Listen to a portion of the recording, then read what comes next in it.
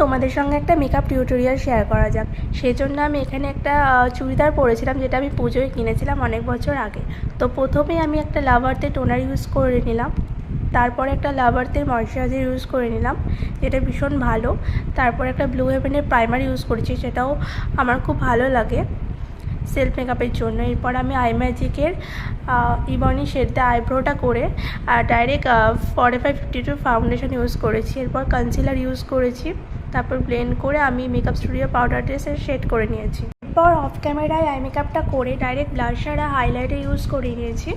এটাই খুব ভালো একটা হাইলাইটার। তারপরে লিপস্টিক ইউজ করে চলে এসেছি। এরপর লাস্টে আমি একটা ফিক্সার ইউজ করেছি, এটা ভীষণ ভালো একটা ফিক্সার। তো ফাইনালি আমার লুকটা দেখো কেমন হয়েছে। ভালো লাগলে অবশ্যই কমেন্টে জানাবে।